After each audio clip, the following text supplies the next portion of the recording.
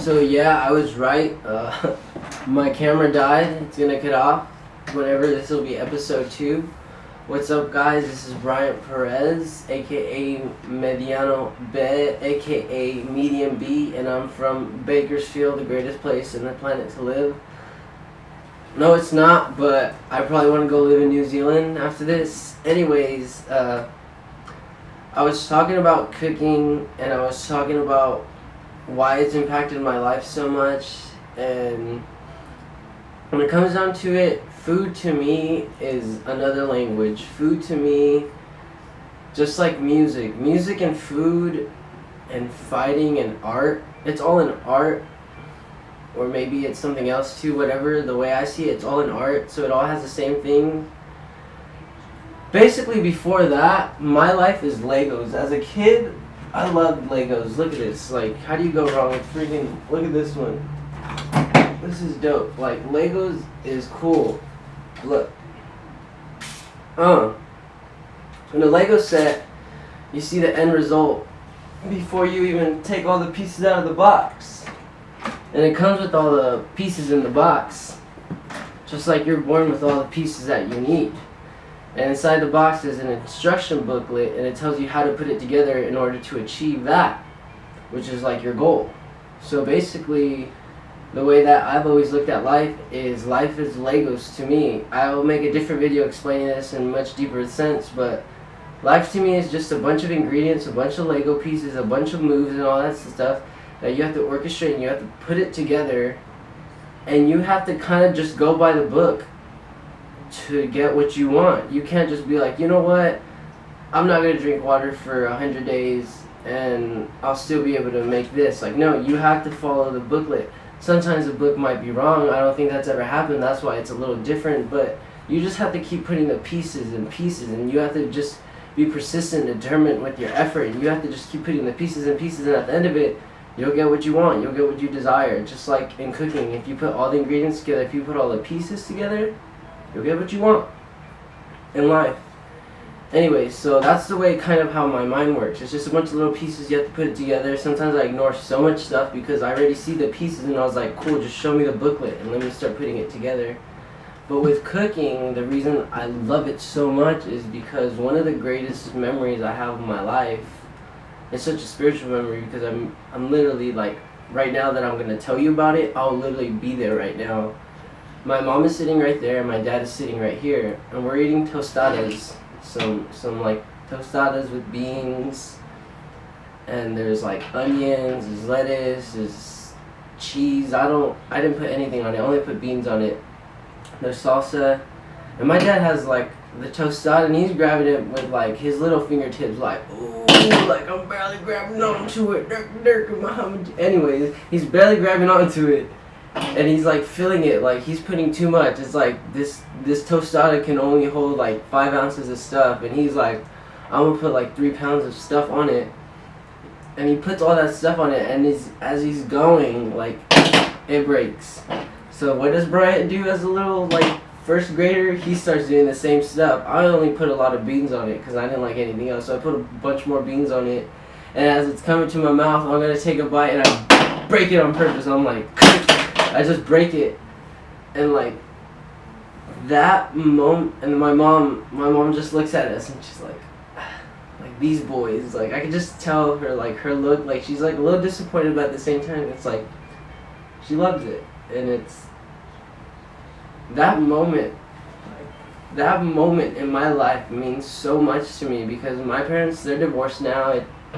Stuff happens, stuff doesn't work out, but like my parents are divorced now, and that moment right there through food and that experience is something that will forever and always like live on inside of me. And the reason I cook is because I want to share that moment and that feeling with whoever I'm cooking for. That's why, like, when I left to college, I graduated in 2011. I remember I said this in last time. I graduated in 2011, and then 2 weeks after I left to culinary school, because I literally thought like that was gonna be my life. I just wanted to be the greatest chef of all time. But 6 years later, now that I'm here, like down the line, I realized that cooking in a kitchen is not really what I want to do for the rest of my life. I like cooking because you can connect with people in a different way that you can just by talking to them. But it's just, I don't like doing it behind closed doors where no one can really appreciate what I'm doing, and let alone they don't even know that I exist because I'm making all this stuff and other people are bringing it to you, and it's just kind of like the servers walk away from you too. It's like, I enjoy cooking in front of people, letting them see me cut the stuff, letting me cook it, letting me see me plate it and give it to them and literally eat with them. And it's like, that about cooking is so spiritual and it's so great that it's like, that's what I like about cooking. It's like the connecting and the understanding and literally like nurturing someone. Like, you can literally become like, to me, cooking and being a chef is you're being a mom. Like, you're being a mom and a dad. Like, you're just taking care of these kids. You're taking care of whoever you're feeding. You're taking care of yourself because you're getting better and you're teaching them too. But it's like you're just feeding people, and food is something that we need. Anyways, that's the reason that I love food so much, because it like, I connect with food that much on that level that it's like, that's all I'm trying to give people. That's all I'm trying to share. It's that experience, that love, that real genuine love that's inside of me. Just, that's one way I can give it to you guys. Another is through music, but food is also very awesome. And I want to share with you guys probably the greatest meal of my life, and this little story that I got to share with my brother Robles. That's brother Robles right there. Let him know. Anyway, it's my 21st birthday. I'm drinking. He's not 21. He doesn't drink yet. I'm just kidding. Whatever. We're drinking, and we pay $55 for a Ciroc bottle in Vegas. Like, if you're gonna go to Vegas, buy the alcohol wherever you're at and take it over there. Like, don't buy alcohol over there. Anyways, we're in Venice. It's like 8:30. It's at 10:30. We have reservations at Steak by Gordon Ramsay at the Paris Hotel for 2. We have reservations. Like, we're gonna go eat dinner. Like, it's time to go eat. And basically, we're just like walking around and everything, and then we decide we're just walking. We're in the Venetian. I think we went to the Venetian. Whatever happened, we found this long, beautiful stairway to heaven, this hallway, and it looks very, very nice. Blah blah blah blah blah blah. I see a sign and it says Bouchon. Bouchon is this freaking. I have the bakery book. I don't know if you can really see the cover, but it's freaking great. And it's by Thomas Keller, by the way. And they have the bakery there. They have like 3 little kiosks, and I'm just like so like, oh my god, they have Bouchon. Ah. Anyways, they have the restaurant, and we're like, are you down to go eat another, like, a dinner before dinner? And like, fuck it, we did it. Sitting down, got the Arnold Palmer. I wish they would have not mixed it for me. Whatever. I like when it separates the iced tea and the little lemonade. Blah blah blah. And those are the demi baguettes. They brought us bread and stuff. And I looked down the thing, way down towards the wall, and it's like, it just written escargots. I was like, dude, are you down to try some snails? And he's like, yeah, fuck it. So we get these snails right here, escargots that had a little puff pastry on the top, garlic butter, I'm pretty sure the normal. And I ate it, and he did the same exact thing, and he ended up liking it. And I got the scallops, we shared it, and he got steak and fries. It was pretty delicious. It was actually really, really good. I don't know what kind of sauce the steak had. It felt like it just had millions of pieces of shallots on it, and it's pretty good actually. And that right there was probably the best meal of my life so far. And then I had to go to the bakery kiosk. I had to get some macarons, les macarons. I had to get some macarons. They're the king of all cookies. It's like the greatest thing ever. It tells you, Esterhazy Schnitten. It tells you how to like make them in this book. Anyways, I'm getting off track.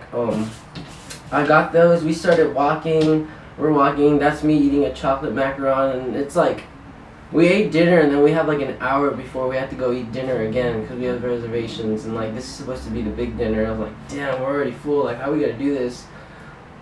We went to the car. We started taking more shots. Anyways, we're a little like, woo, like, it's open liquor law. We can drink in Vegas. It's okay. It's okay. Both 21. And we get there, and like we're walking towards the thing. It's a steaks. Like right when you walk in, you make a left, and bam, you see it. And there's just like this couple standing in line, and like we're walking up, and you can just tell that their facial reaction is kind of like, these guys have to wait in line too. Like they're not gonna get a table before us. And we just walk up like, we have the reservation for 2 at 10:30. And like, oh okay, it'll be about 5 minutes. They just look at us in disbelief like, oh god. They just looked at us like whatever. So we have 5 minutes. We walk away. There's this dude just playing slots, like just putting coins in, coins, and he's losing and he stands up. My dad told me if you ever see someone just putting all their money in a slot and he's losing, as soon as he leaves, you go play it. He stands up, I sit down on this chair, I put $1 in, $35 come out, and I leave. Like bam, I'm not gonna let that money go away or take half. That money leaves, I got $35 in my pocket, cool, I could pay the tip with that. We walk back, we sit down, and we're in the restaurant now. I don't know, he drew that with his wand, I don't know, I think Chef Ramsay was a wizard or something like that. The lady's like, yeah, he was like drawing this stuff, like blah, blah, blah. Anyways, we sit down, the dude next to us has this huge steak, he didn't even eat it all, they're like, they're so full, and I already know it's gonna be a good time. First, the waiter walks up to us like, kind of just like, oh, these kids, blah, blah, blah. And then they bring out this meat, they bring out the little bread stuff. We asked for more bread and they give us more bread. I was a little disappointed with that. Steak by Gordon Ramsay. You guys didn't bring us no bread, and like we clearly asked you guys like 2 times for bread. And you don't bring us no more bread. Like, I wanted that bread. It was really good, but I don't think we would have ate it. And the guy comes to ask, and we ordered appetizers were king crab legs, I think a pound or half a pound, whatever. It was greatest freaking seafood of my life. It literally tastes like it was seasoned in the ocean. Like you literally like got a crab and you soaked it in the ocean water, and like enough salt came with it. And it was like it was like you were drinking and eating ocean water, but it wasn't too salty. It was just so perfect, and it was just like so great. Oh my god, like you have no idea. We had crab legs. It's just delicious. And then of course we had to get the beef Wellington. We got the beef Wellington for 2 people. We got black truffle mac and cheese. Oh yeah, the guy asked us, would you like to add black truffle to your meal for $15 a gram starting at 2 grams? That means it's gonna be 2 grams for $30. I'm like, yes. And he's like, oh, okay. Let me go back to this. The waiter comes out to us and he's kind of just looking at us like, these kids. And as soon as I start ordering, I order the appetizer, the crab legs. Can you get the crab legs? Can you get the beef Wellington for 2 people, please?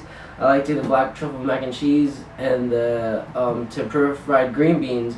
As soon as he started hearing the orders, he spiffed up. He like, like, oh shit, I gotta be professional with these kids now. And then he asked us, would you like to add black truffle to blah blah blah for whatever, $30, and we're like, yes. I was like so excited, like hell yeah, we had escargots and we're gonna eat like black truffle like an aphrodisiac tonight. Like, oh my god, it can't get any better. And then he ends up walking out and he's like, I'm sorry, but we're out of truffles. It's like, dude, you didn't bring me no more bread? You didn't bring me no more black truffle? Anyways, you didn't bring me no black truffles. Anyways, whatever. These pictures, like, they can't even speak for themselves. Like, it was so delicious, it was so great. It was the greatest meal of my life. Literally, the meal before that was the greatest meal of my life, and then we had this, and this was literally the greatest meal of my life. Like, oh my god, medium rare, like, if you haven't had a beef Wellington by Chef Ramsay, you need to go get that now. Like, or go make it or something. You need to go get it. It was so great. Like, just looking at it. And then, like, my friend Jesus is just chilling right here, like, oh, like, I can't eat anymore. And the guy like, would you guys like dessert? And I'm just like, yeah. I always want dessert. I just wanted that sugar. And then, I see this couple and they have this same dessert right there. And I remember watching Hell's Kitchen. I forgot what season it was, but there was like, one team made something, the other team made the entree, and then Gordon Ramsay made the dessert. And basically, like, I forgot what team won, but basically Gordon Ramsay had stole the show with the dessert. and that was like a cherry truffle something dessert. I forgot exactly what it was. And that was the dessert that they served on the TV, and then when they brought it out, I was like, oh my god, it's the same exact one, and oh my god, it was the greatest freaking, like, luxurious, delicious tasting, like, most, like, fulfilling, like, piece of little cake ever. It was so great. Jesus had one bite, I had to eat the rest by myself. And that was my experience at Gordon Ramsay Steak, the greatest meal of my life so far, because I'm trying to go to the French Laundry this year, maybe go back there too and have some other stuff, but that was the greatest meal of my life. And I'm going to start a different episode after this. Thank you for watching, and I will be back because I'm going to be doing episode 3 right now.